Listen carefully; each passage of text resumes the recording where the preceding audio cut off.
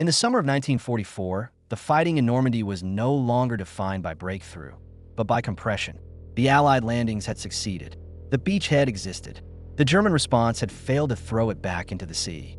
What followed was not maneuver warfare in the classic sense, but a struggle over space that had become narrow, enclosed, and unforgiving.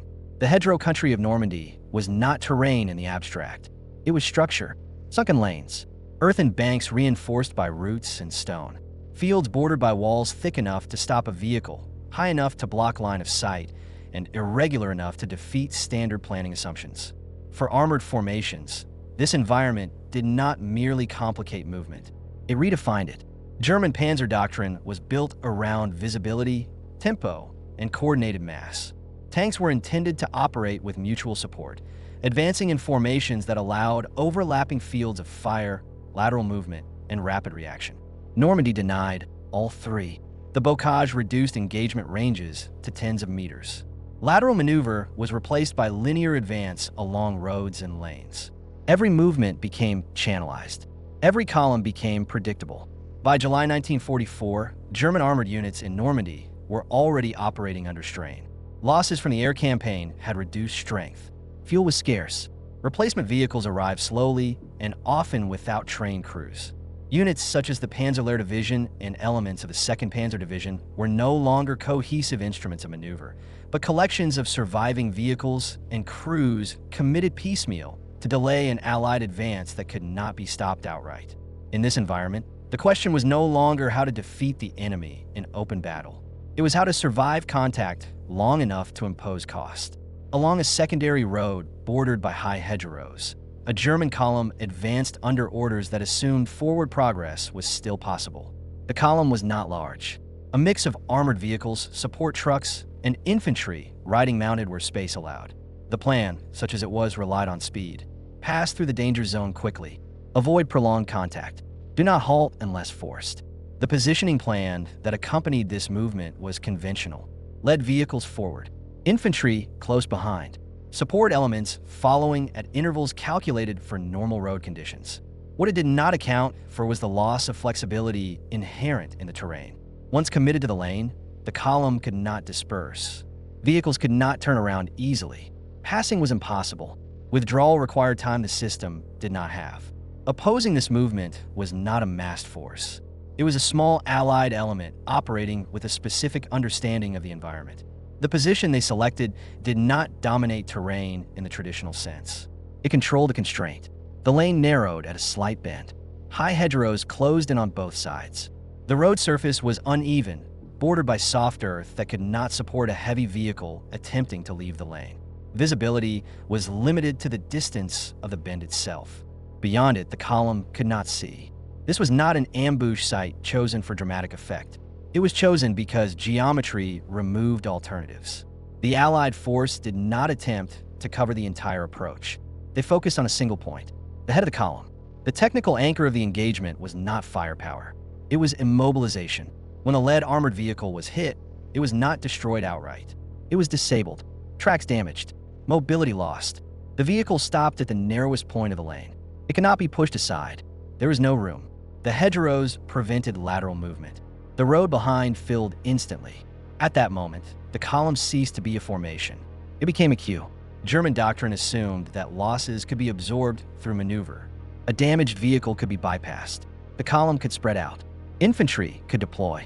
None of that was possible here. The hedgerows fixed the vehicles in place. Infantry could not move forward past the blocked armor without exposing themselves individually. Supporting vehicles could not reposition to bring weapons to bear.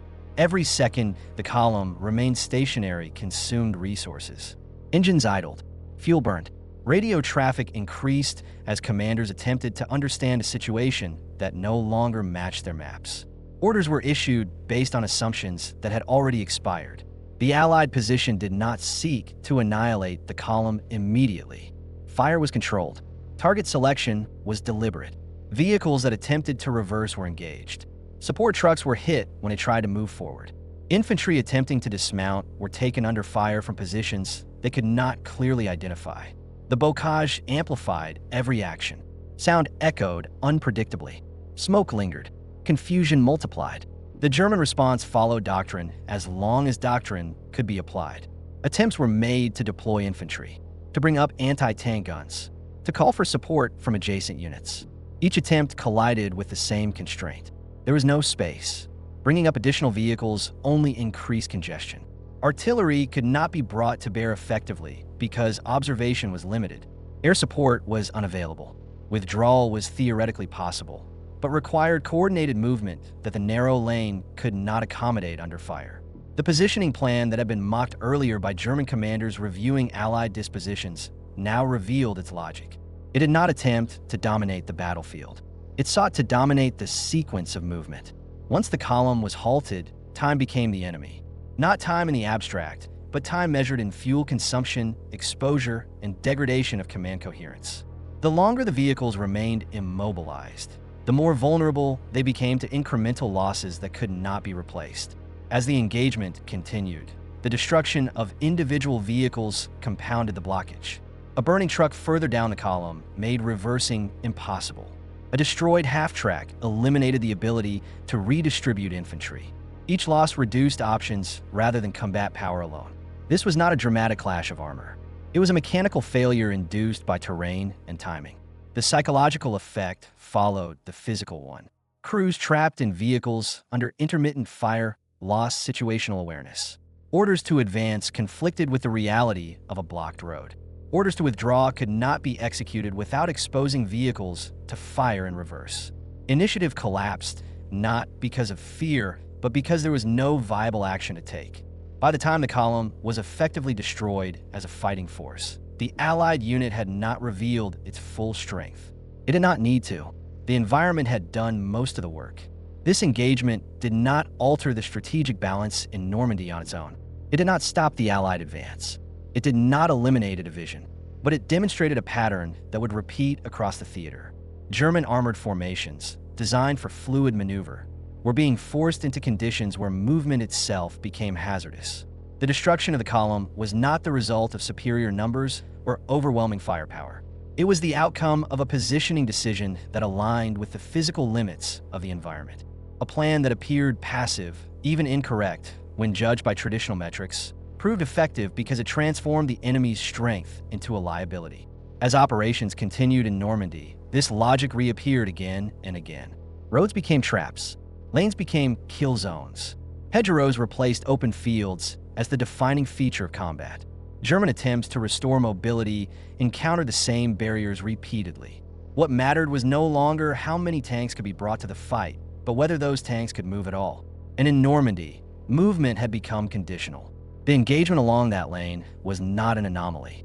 It was a manifestation of a broader collapse in the relationship between German armor doctrine and the physical reality of Normandy.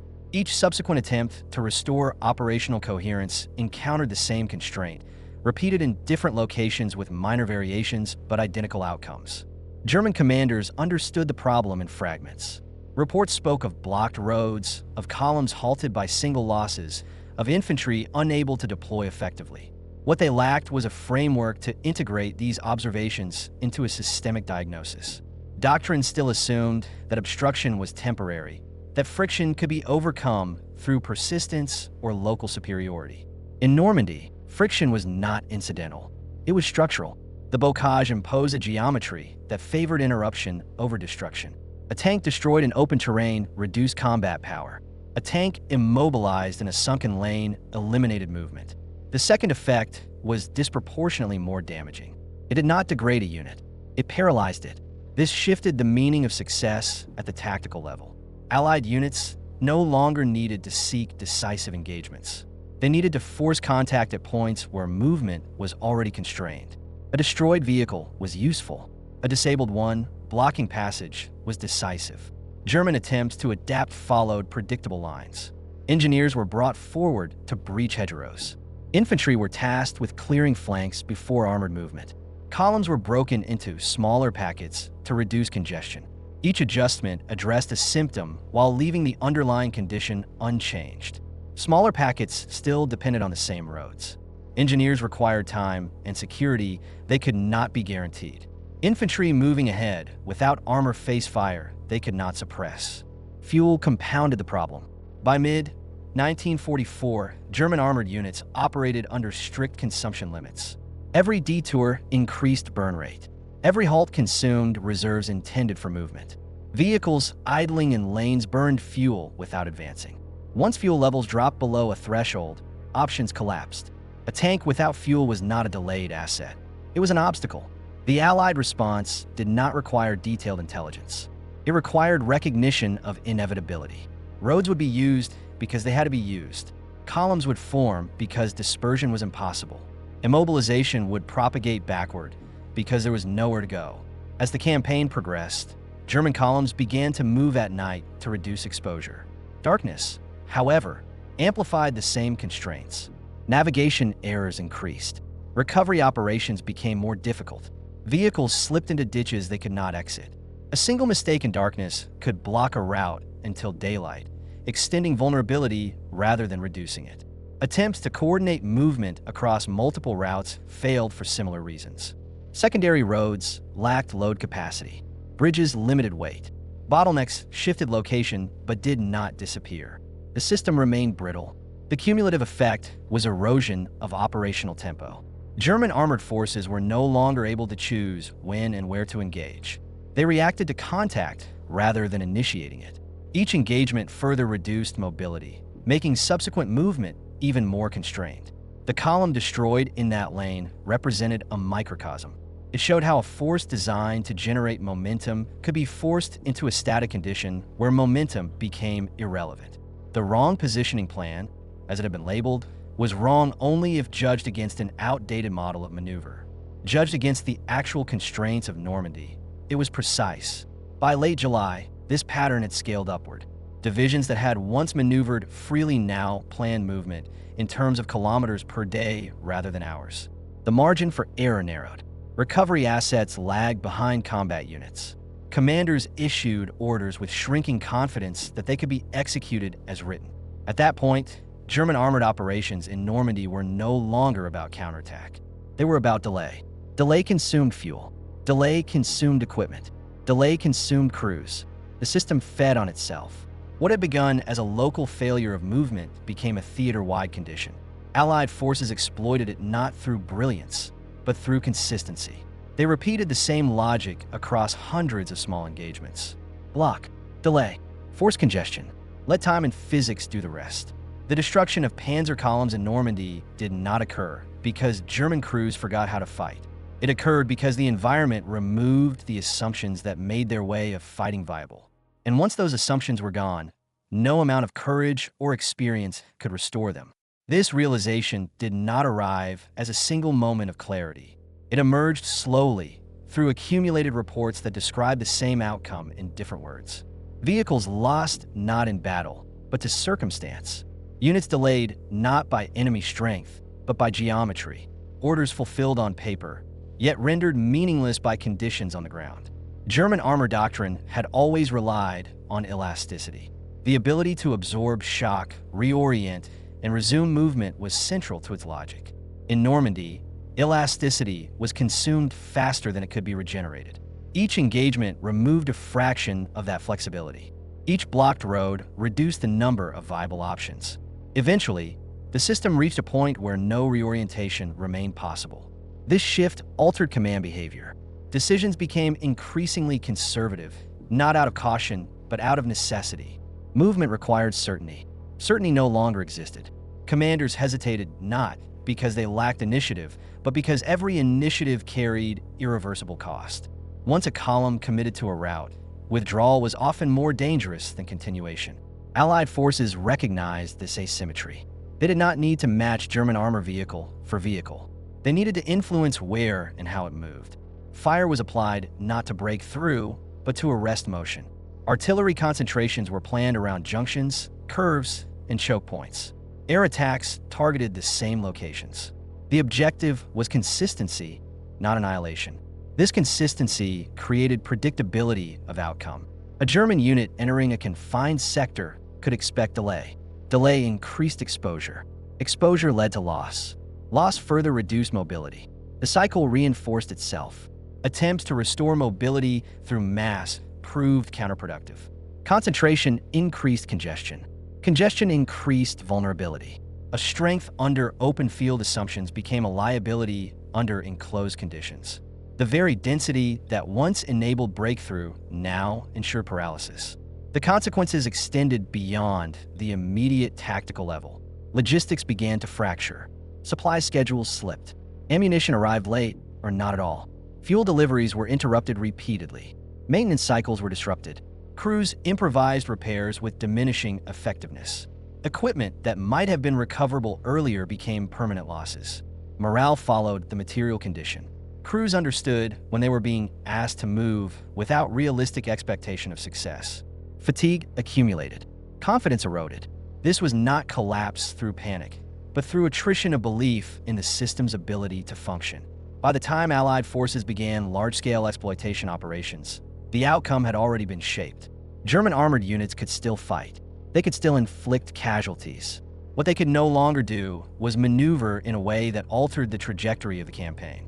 The destruction of Panzer columns along Norman lanes was therefore not an isolated failure of tactics. It was evidence of a deeper mismatch between design and environment. The armored force had been optimized for a form of warfare that Normandy no longer permitted. Once that mismatch became systemic, no adjustment at the margins could reverse it. The environment dictated the terms. The campaign followed, and in that sense, the outcome was decided long before the final engagements were fought. The pattern repeated itself with mechanical regularity. Each attempt to regain initiative followed the same sequence. A movement order was issued, columns assembled, routes were selected based on maps that still assumed passability. Contact was made not with a defending force in depth, but with the limits of the terrain itself. Narrow roads forced compression. Compression reduced speed. Reduced speed increased exposure. Exposure triggered interdiction. Interdiction produced stoppage. Stoppage consumed time and fuel. The column remained in place, now more vulnerable than before. At no point in this sequence was there a single catastrophic error. Every step was reasonable within the assumptions under which it was taken. That was precisely the problem. The assumptions no longer matched reality, but the system required them to function. German armored formations were built around coordinated movement between tanks, infantry, artillery, engineers, and supply. In Normandy, coordination degraded faster than it could be restored. Radio communication suffered from terrain masking and constant displacement. Units that were meant to operate as combined arms found themselves isolated by delays measured not in minutes, but in hours. The timing that made integration possible dissolved. Once timing collapsed, doctrine followed. Infantry arrived after tanks had already engaged. Artillery could not be positioned before contact occurred. Engineers were delayed behind the very obstacles they were meant to clear. Each arm retained its technical capability, but lost its systemic role. Allied forces exploited this separation methodically. They did not seek decisive encounters against intact formations. They sought partial engagements against fragments. A column halted at a bend became a target. A vehicle attempting to bypass the halt became isolated. A recovery attempt created another point of fixation. The process multiplied effects without requiring concentration of force. Air power amplified what the ground environment had already imposed. Fighter-bombers did not need to range widely in search of targets. Targets were generated by the terrain itself. Roads produced columns. Columns produced predictability. Predictability allowed planning. Attacks were timed not to surprise, but to coincide with maximum congestion. This created a feedback loop that accelerated degradation. Damaged vehicles blocked routes. Blocked routes forced detours. Detours increased travel time. Increased travel time exposed units to further attack. Each loop tightened the constraints. German command attempted countermeasures. Night movement was increased. This reduced air exposure, but compounded navigation errors. Units lost cohesion. March discipline suffered. Accidents increased. Vehicles were abandoned, not because they were destroyed, but because they could not be recovered in darkness under pressure. Alternative routes were explored. Secondary roads proved incapable of sustaining traffic. Bridges collapsed under weight they were never designed to bear. Engineer resources were insufficient to compensate at scale. Temporary solutions absorbed time that the operation no longer possessed. Fuel shortages became structural rather than situational. Consumption estimates were invalidated by idle time. Engines ran to maintain readiness. Cold weather increased fuel usage further. Deliveries failed to synchronize with need. Decisions were increasingly framed by what could be afforded rather than what was required. At this stage, the armored force ceased to function as an instrument of maneuver. It became a series of static assets awaiting opportunity that did not exist. Tactical engagements continued, but operational effect diminished. Losses accumulated without corresponding gains. What emerged was not defeat through annihilation, but defeat through immobility. The force remained present on the battlefield, but its presence no longer shaped events. It reacted, it absorbed, it endured. It did not decide. The significance of this outcome lay beyond Normandy. It demonstrated a boundary condition for mechanized warfare. Speed, mass, and firepower were insufficient when the environment prevented their expression. Systems optimized for motion could be neutralized without direct confrontation if motion itself was denied. This was not a lesson about a particular unit or commander. It was a lesson about compatibility. When doctrine, technology, and terrain aligned, effectiveness multiplied. When they diverged, complexity became liability. The Panzer column destroyed along a narrow road was not simply a tactical failure. It was a visible symptom of systemic exhaustion. The campaign revealed that the decisive factor was no longer who could move faster in theory, but who could continue to function when movement became constrained. Once the constraint became permanent, the outcome no longer depended on individual engagements. It depended on endurance within limits. And those limits had already been reached. The deterioration did not announce itself. It accumulated quietly, embedded in routines that still resembled normal operations. Orders continued to be issued in proper form. Unit designations remained intact. Maps were updated. Reports were filed. On paper, the system persisted. On the ground, its margins had vanished. As margins disappeared, decision-making narrowed.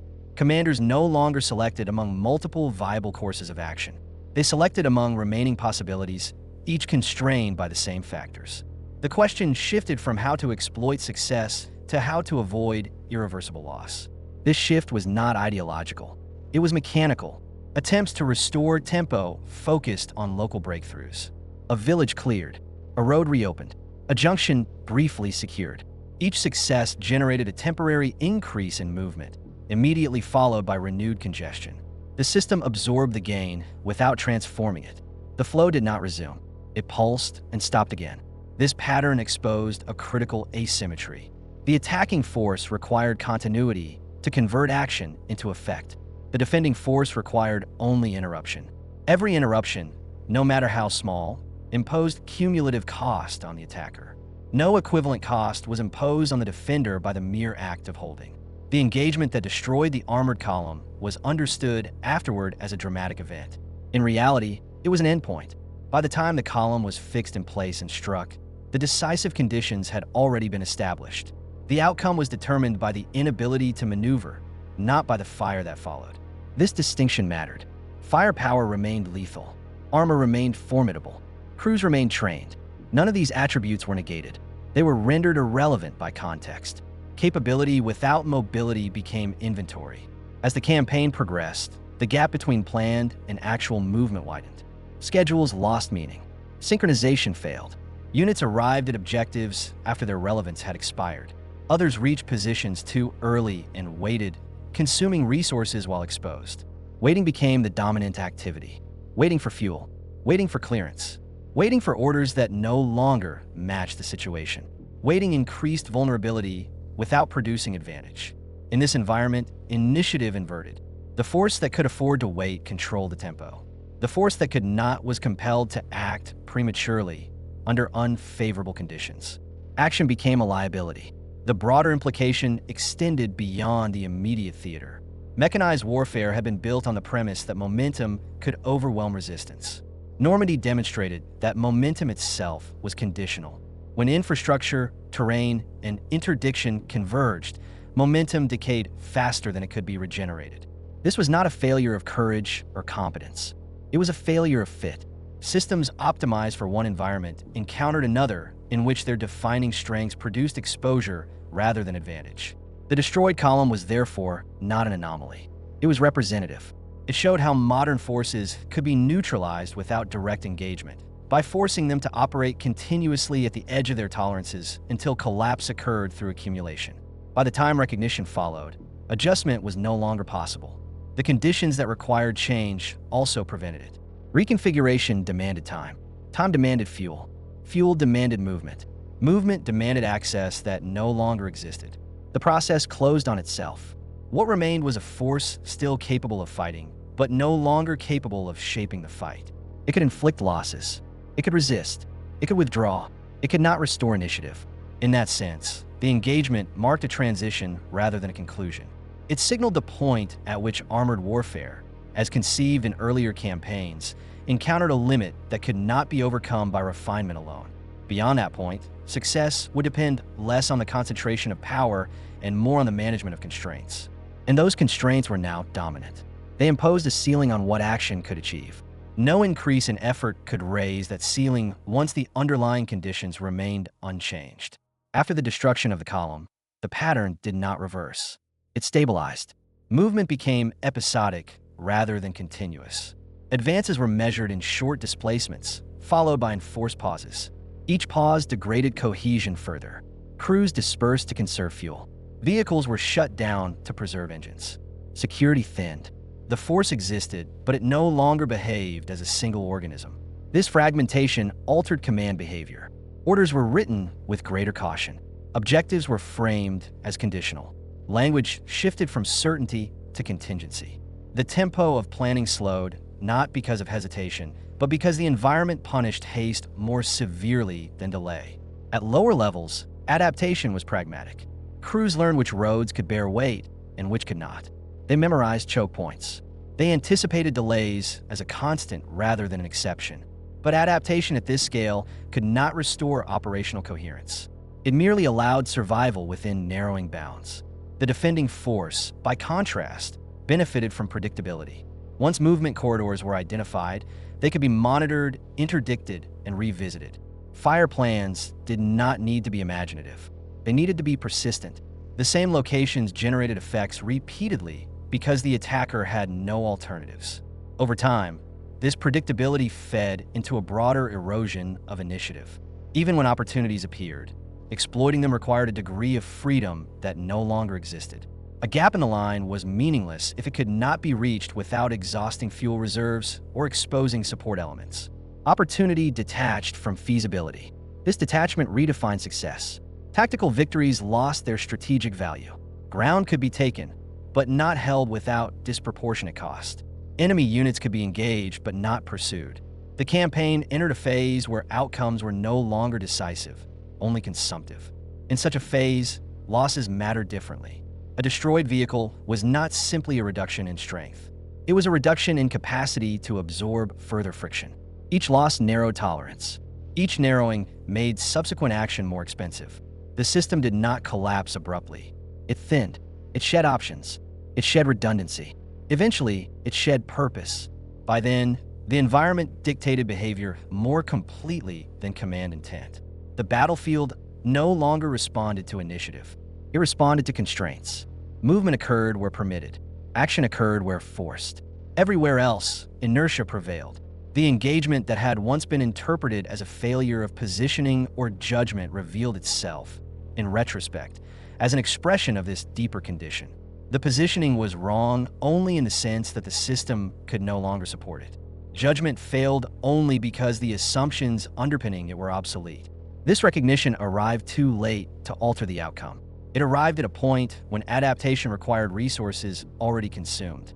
The campaign had crossed a threshold where learning could not translate into recovery. What followed was not a reversal, but a settling. Lines stabilized not because balance was restored, but because imbalance had become fixed. The side that required movement could no longer generate at scale. The side that required only denial maintained pressure with limited expenditure. From that moment forward, the trajectory was constrained. The campaign's remaining actions unfolded within boundaries already set. Decisions mattered, but they mattered less than before. Outcomes varied, but within a narrowing range. The system had entered its terminal phase, not a phase of immediate defeat, but of irreversible direction. The implications extended beyond the immediate area of contact. What had occurred along that road in Normandy was not an isolated malfunction. It was a localized exposure of a systemic limit. Once revealed, that limit could not be unseen, even if it could not be corrected. Armor doctrine had assumed that correct positioning was a matter of geometry and intent. Place the force at the right point, align axes of advance, synchronize supporting elements, and momentum would compensate for friction. In practice, the destruction of the column demonstrated that positioning without throughput was an abstraction. Roads, weight limits, recovery capability, and fuel flow defined what positioning could actually mean. When those factors converged unfavorably, even a theoretically sound deployment became static. In Normandy, this convergence was accelerated by the environment. Hedgerows constrained lateral movement. Sunken lanes fixed approach angles. Villages functioned as involuntary choke points. Bridges, often centuries old, imposed load restrictions that forced pauses, inspections, and improvisation. Each delay multiplied exposure. Each exposure invited interdiction. The system did not fail because it was misused. It failed because it was pushed into a space that denied its assumptions. The defending units did not need to understand the attacker's doctrine in detail. They only needed to observe its necessities. Heavy vehicles required predictable routes. Support elements followed those routes. Recovery assets depended on those same corridors. Once identified, these dependencies created a map of inevitability. Fire could be applied not where the enemy wished to be, but where it had no choice but to pass. This dynamic altered the balance between action and reaction. The attacker expended effort to initiate movement. The defender expended effort only to interrupt it. Over time, the ratio became unsustainable. Interruption required less energy than restoration. A disabled lead vehicle cost minutes to inflict and hours to resolve, if resolution was possible at all. As this pattern repeated, planning horizons shortened. Operational goals were revised downward. Timelines were rewritten. What had been conceived as a sequence of decisive thrusts devolved into a series of contingent adjustments. Each adjustment preserved the appearance of control while conceding substance. Within command structures, this erosion manifested as a shift in emphasis. Reports focused increasingly on logistics rather than maneuver. Fuel states, recovery availability, road conditions, and maintenance backlogs dominated assessments. Tactical intent remained, but it was subordinated to sustainment reality. Decisions were no longer about where to strike, but about what could still move. The destruction of the column thus marked more than a tactical setback. It marked the point at which the campaign's internal logic inverted. Movement ceased to be the means of achieving decision and became the primary risk. Every kilometer advanced carried the possibility of becoming a liability rather than an asset. In contrast, the defending force operated within a narrower but more stable framework. It did not need to project power. It needed only to remain present at specific points. Its requirements were bounded. Ammunition, communications, and local mobility sufficed. The absence of a need for deep exploitation insulated it from the cascading failures that afflicted the attacker. Over time, this asymmetry compounded. The attacker's margin for error shrank with each engagement. The defender's margin remained constant. What began as a localized ambush evolved into a structural condition governing the campaign. By the time higher command reassessed the situation, the options available were no longer strategic. They were administrative. Redeployment, consolidation, and eventual withdrawal replaced breakthrough and exploitation. These measures mitigated loss, but could not restore initiative. In retrospect, the laughter that had greeted the initial positioning plan reflected a misunderstanding of the problem space. The plan was judged against doctrinal expectations rather than environmental constraints. Its apparent wrongness stemmed from its refusal to conform to familiar patterns, not from its ineffectiveness. It exploited the gap between theory and terrain. The column did not fall because it was outmatched in firepower. It fell because it entered a system that could not sustain its presence.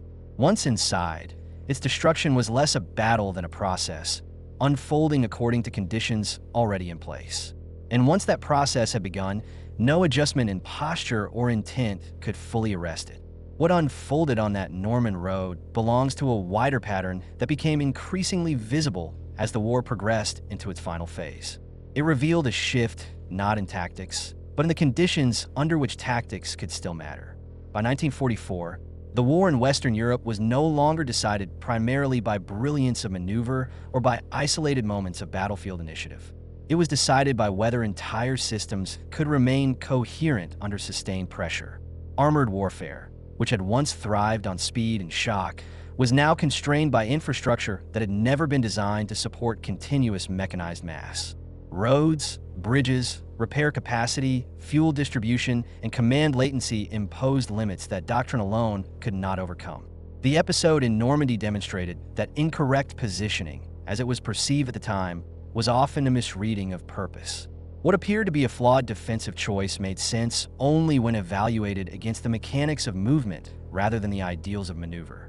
The defenders did not seek to defeat armor in open battle.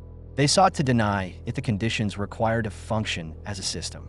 Once those conditions were removed, destruction followed without the need for decisive engagement. This logic extended far beyond a single column or a single road. It applied wherever mechanized forces were compressed into predictable corridors, wherever recovery assets could not reach the point of failure, and wherever fuel consumption outpaced replenishment. Normandy was not unique. It was simply one of the clearest demonstrations of a principle that had already begun to assert itself across multiple theaters. As the war continued, this principle shaped outcomes in ways that were often misunderstood at the time.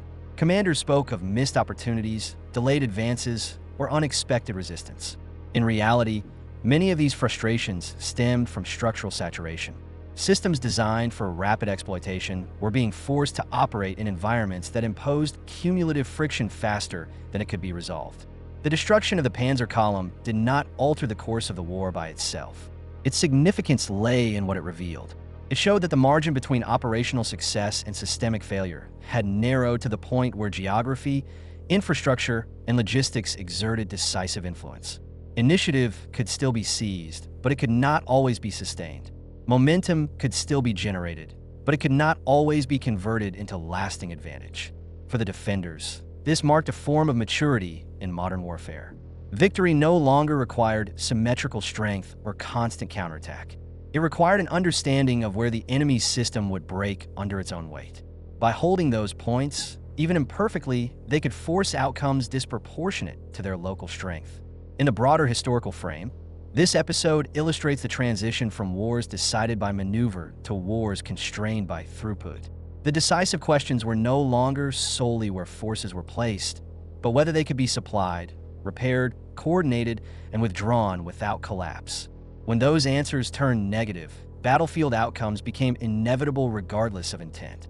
The laughter that once greeted the defensive plan reflected an older expectation of war, one rooted in the belief that correct doctrine would override environment. Normandy demonstrated the opposite. Environment had become doctrine. Terrain, infrastructure, and time dictated what was possible long before commanders could impose their will. In that sense, the destruction of the column was not an anomaly.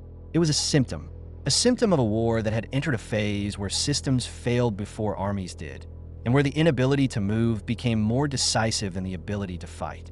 By the end of 1944, this reality could no longer be ignored. Armored forces remained powerful, but their power was conditional. Wherever those conditions were denied, even temporarily, the outcome was no longer in doubt. What happened on that road in Normandy stands as a clear example of that shift. Not a story of clever positioning alone, but of a war that had reached the limits of what mechanized force could achieve when space, time, and supply ceased to cooperate. And once those limits were reached, no amount of correction could restore what the system itself could no longer provide.